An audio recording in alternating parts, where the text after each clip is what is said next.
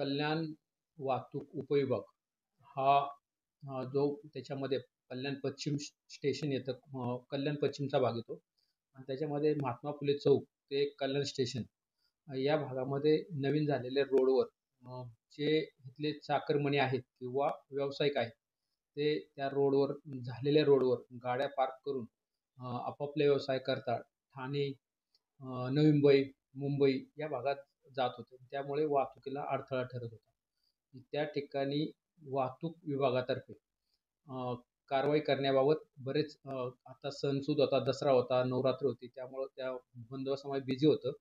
त्यामुळे आता वेळ मिळाला, त्यामुळे तात्काळ त्या ठिकाणी कारवाई करून नागरिकांना तो रोड मोकळा करून मोकळा श्वास घेण्याबाबत आणि वाहतूक सुरळीत ठेवण्याबाबत अ, केलेल्या कारवाई आम्ही ती करून घेण्यात आलेली आहे. नागरिकांना त्याबाबत आम्ही सुविधा देत आहोत. तर अशीच कारवाई यापुढे पण चालू राहील आणि त्या ठिकाणी नागरिकांना येण्या-जाण्यास किंवा वाहतुकीस कोणताही अडथळा होणार नाही याची आम्ही दक्षता घेत आहोत. वाहन चालकांना काय आव्हान करणार? वाहन चालकांनी आपल्या गाड्या ह्या पार्किंगमध्ये लावाव्यात. योग्य ठिकाणी लावल्यास आपल्या गाड्या उचलल्या जाणार नाहीत किंवा त्या ठिकाणी कारवाई होणार नाही.